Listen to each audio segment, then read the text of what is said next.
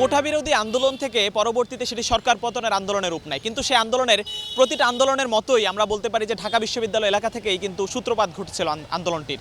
তবে সেই আন্দোলনে প্রায় 5ই আগস্টে গিয়ে শেখ হাসিনা সরকারের পতন হলো এবং তারপর অন্তর্বর্তীকালীন সরকার। আমরা ঢাকা বিশ্ববিদ্যালয় এলাকা থেকে বিভিন্ন শ্রেণী পেশার মানুষের মন্তব্য জানার চেষ্টা করেছি। এছাড়াও কিন্তু আমরা জানি যে গত বছরের এই আন্দোলনে, সরকার পতনের আন্দোলনে রাজধানীর টিএসসি, শাহবাগ ছাড়াও উত্তরা, মিরপুর কিংবা যাত্রাবাড়িও হটস্পট ছিল। সেখানকার মানুষও কী ভাবছে এবং এই আন্দোলন পরবর্তী এক বছরে অন্তর্বর্তী সরকারের সফলতা কিংবা দেশের অর্থনীতি সহ রাষ্ট্রীয় কাঠামোতে কতটুকু পরিবর্তন এসেছে সে মতামতই জানবো আমরা। বাংলাদেশের সেই বীর জুলাই আন্দোলনে যাদের আত্মত্যাগের বিনিময়ে, যাদের আত্মহত্যের বিনিময়ে আজকে আমরা একটি স্বাধীন দেশ পেয়েছি, নতুন করে কথা বলার স্বাধীনতা পেয়েছি, তাদের প্রতি অত্যন্ত কৃতজ্ঞতা এবং শ্রদ্ধার সাথে তাদেরকে স্মরণ করছি। আজকের যে সরকারটি প্রতিষ্ঠিত হয়েছে বৈষম্য বিরোধী ছাত্র আন্দোলনের মাধ্যমে, সেই আন্দোলনে বাংলাদেশের আপামর জনসাধারণের স্বতঃস্ফূর্ত অংশগ্রহণের মাধ্যমে একটি ফ্যাসিস্ট, একটি স্বৈরাচারী, একটি বাকশালী সরকারের পতনের পর বাংলাদেশের মানুষ নতুন করে একটি স্বাধীন সূর্য পেয়েছে। তো সেই স্বাধীনতা আন্দোলনে আমিও একজন অংশীদার ছিলাম। বাংলাদেশ জাতীয়তাবাদী দল বিএনপির ভারপ্রাপ্ত চেয়ারম্যান জনাব তারেক রহমানের নির্দেশনায় বাংলাদেশ জাতীয়তাবাদী দল বিএনপির সোনারগাঁ থানা বিপ্লবী সাধারণ সম্পাদক মোশাররফ ভাইয়ের নেতৃত্বে আমরাও স্বতঃস্ফূর্ত অংশগ্রহণ করেছিলাম এই আন্দোলনে। সেই আন্দোলনে সোনারগাঁ থানার ছাত্র দল, পৌরসভা যুব দল, পৌরসভা মূল দল, স্বেচ্ছাসেবক দল সবাই মোশাররফ ভাইয়ের নেতৃত্বে এই আন্দোলনে অংশগ্রহণ করেছিল। এটা শুধু আপনাদের বলার জন্য বলা যে আন্দোলনের অংশীদার আমরা ছিলাম। তো এই আন্দোলনের মাধ্যমে যে সরকারটা প্রতিষ্ঠিত হয়েছে, এই সরকারের কাছে বাংলাদেশের জনগণের, আমাদের সকলেরই অনেক প্রত্যাশা ছিল যে বাংলাদেশের আপামর জনসাধারণের, আমাদের সকলের আশা আকাঙ্ক্ষা পূরণে ওনাদের আন্তরিক প্রচেষ্টা থাকবেন। এই সরকারকে ব্যর্থ না সফল এটা আপনারাও ভালোভাবে জানেন। আমি ওনাদেরকে শতভাগ সফলও বলতে পারবো না, শতভাগ ব্যর্থ বলতে পারবো না, কারণ এখনো খেয়াল করে দেখবেন প্রশাসনের রন্ধে রন্ধে আওয়ামী বাকশালী প্রেতাত্মারা এখনো আছেন, ওনাদেরকে এখনো সরানো হয় নাই। এখন বর্তমান প্রেক্ষাপটে দেশের বিভিন্ন স্থানে বিভিন্ন ঘটনা ঘটছে। তো সেই ক্ষেত্রে আমি মনে করব প্রশাসনের একটা শৈথিল্যতা কাজ করতেছে। দেশের বিভিন্ন জায়গায় চাঁদাবাজি, দাঙ্গা হাঙ্গামা এগুলি ঘটছে। তারপর আপনারা জানতে পারবেন যে বিভিন্ন জায়গায় চাঁদাবাজির যে ঘটনা ঘটতেছে, এখানে কারা কারা জড়িত তাদের বিরুদ্ধে ব্যবস্থা নিচ্ছে না। আমি আশা করব এই সরকার তাদের বিরুদ্ধে একটি প্রশাসনিক ব্যবস্থা নেবেন এবং একটি সুস্থ সুন্দর পরিবেশে বাংলাদেশের মানুষকে তাদের ভোটাধিকার প্রয়োগের মাধ্যমে একটি গণতান্ত্রিক সরকার প্রতিষ্ঠার ক্ষেত্রে একটি সুষ্ঠু সুন্দর নির্বাচন উপহার দিবেন।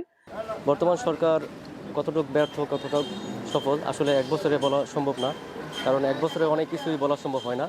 যে জায়গায় 17 বছর 15 বছর অনেকে দেশ পরিচালনা করেছেন, কেউ 10 বছর, কেউ 5 বছর, সেহেতু ওনার একটু সময় লাগতেই পারে। তবে বর্তমান যে আইন শৃঙ্খলার যে অবনতি, সেটা হচ্ছে পুলিশ, র্যাব এবং সেনাবাহিনীর সেই আইন শৃঙ্খলার অবনতিটা, সেটা দেশে উন্নতির পর্যায়ে নিতে হবে। তাহলে হয়তো দেশ থেকে চাঁদাবাজ, রাহাজানি, চুরি, ডাকাতি, ছিনতাই, খুন ইত্যাদি দূর হবে এবং দেশের যে নিত্যপণ্য যেটা, সেটাকে অবশ্যই মানুষের আওতায় রাখতে হবে, যাতে সকলের সুন্দর মতন একটা সংসার চালাতে পারে। আর অপর দিক দিয়ে শিক্ষাগত ব্যবস্থা, রাস্তাঘাট, এগুলোর দিকে অবশ্যই বর্তমান সরকারকে নজর দিতে হবে। আর যত দ্রুত সম্ভব একটা নির্বাচন দিয়ে একটা নতুন সরকার গঠনের জন্য ব্যবস্থা রাখার দরকার, যেটা আমি মনে করি। যতটা আশাহত ছিলাম যে এই সরকারকে বা উপদেষ্টা পরিষদ নিয়ে, তারা আমাদের আশাহত থেকে ব্যর্থতা ব্যক্ত করেছে। আমরা হতাশ হয়েছি তাদের কর্মকাণ্ড থেকে। প্রথমত হচ্ছে, আমরা ভেবেছিলাম যে জুলাই আন্দোলনের পরপর হয়তো তারা আওয়ামী লীগ ফেসিবাদকে তারা নিবন্ধন বাতিল করবে, সেক্ষেত্রে তারা এটা করতে ব্যর্থ হয়েছে। দ্বিতীয়ত হচ্ছে জুলাই সনদ, যেটা হচ্ছে আন্দোলনের একটা আপনার কি বলে আন্দোলনের হাতিয়ার, যেটাকে হচ্ছে আপনার যে প্রমাণ, যে এটা প্রমাণ যে জুলাই সনদ হচ্ছে আন্দোলনের প্রমাণ, এই প্রমাণটা দিতেও তারা এখনো পর্যন্ত ব্যর্থ। জুলাই মাস শেষ হয়ে 1টি বছর পূর্ণ হয়ে আগস্ট মাস আবার চলে এসেছে, তারা এটা দিতে ব্যর্থ হয়েছে। ফ্যাসিবাদকে নির্মূল করার জন্য যেরকম পদক্ষেপ নেওয়া দরকার, ইউনূস সরকার সেরকম পদক্ষেপ নিতে পারে নাই। কারণ হচ্ছে ইউনূস সরকার যে এর হেডলাইন আরো গভীরভাবে হেডলাইনে যাওয়া দরকার, অন্যথা কয়েকদিন পরে পরে আপনার এই স্বৈরাচার বিভিন্ন ষড়যন্ত্রে লিপ্ত হয় এবং তারা গুপ্ত হামলা, বিভিন্ন হামলায় তারা ষড়যন্ত্রে লিপ্ত হয়েছে। এই ষড়যন্ত্র রুখে দিতে হলে ইউনূস সরকারকে আরো কঠোরভাবে হস্তক্ষেপ করতে হবে। আইন শৃঙ্খলা প্রশাসন, গোয়েন্দা বিভাগ, সমস্ত বিভাগকে একযোগে এই ফেসিবাদকে নির্মূলের জন্য আরো প্রয়োজনীয় গভীর পদক্ষেপ নেওয়ার জন্য আমি ইউনূস সরকারকে আহ্বান জানাই। ইউনূস সরকার দেশে আসছে, প্রধান উপদেষ্টা হিসেবে সরকার গঠন করছে, উপদেষ্টাকে নিয়ে সে সরকার গঠন করছে, কিন্তু দেশের আইন শৃঙ্খলা পরিস্থিতি ঠিক আছে সে উন্নতি করতে পারে নাই।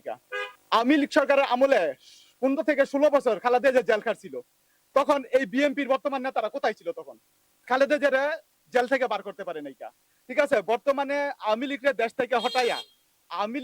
থেকে হটাইয়া তারা এখন খুন সন্ত্রাস, ঠিক আছে, ওরা মনে করেন এই রাজত্ব কায়েমের রাজনীতি শুরু করছে, যেমন পাথর দিয়ে মানুষ খুন, জায়গায় জায়গায় চাঁদাবাজি, ঠিক আছে, তারা এটা করতেছে।